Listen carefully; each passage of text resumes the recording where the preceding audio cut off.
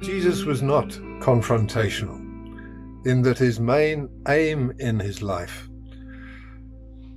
and his mission was that men may find life in all its fullness. He was not one to go looking for an argument for the sake of arguing. But when he met anyone who hindered others from finding that quality of life of which he came to bring, then he would face and deal with them. He confronted them with those matters of which they needed to know. Most of the people he confronted in this way were the grouping of religious people in his day, as shown in our key verse. Under the thin veneer of religion, these traders in the temple were ripping off ordinary people. Today, Matthew Allwright from BBC's Rogue Traders would be onto them, or else Julia or Angela or Gloria or Jenny of the Rip-Off Britain squad. But for Jesus, the issue was not inflated prices and inferior produce, or poor after-sales service. It was the downgrading of the temple and all it stood for, imposing upon and relegating it to the level of the marketplace, as if tangible commercial interest could rejuvenate and refresh life and living of the human spirit. Jesus' confrontational methods may also be seen in dealing with individuals. The Samaritan woman who he met by the well near the town of Sychar. Jesus confronted her with her immoral way of life outside of the marriage bond.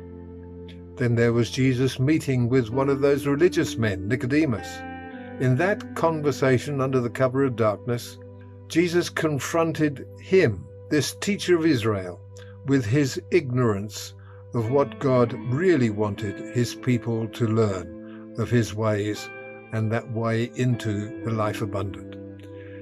Jesus' confrontational methods faced groups and individuals with an image of what they were and what they could become.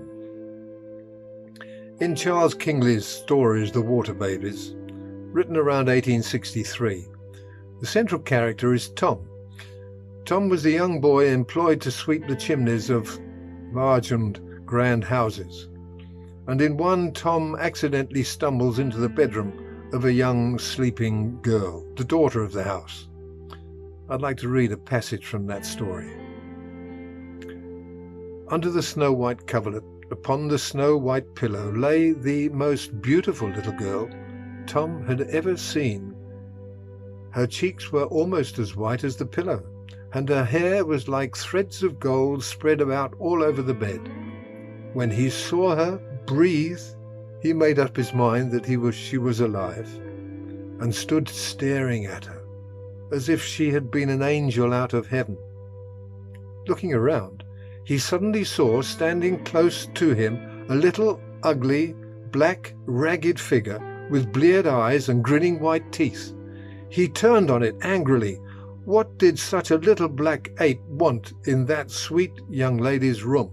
And behold, it was himself, reflected in a great mirror. And Tom, for the first time in his life, found out that he was dirty, and burst into tears with shame and anger. You see, for Tom, that was the moment of confrontation, when he saw for himself what he was.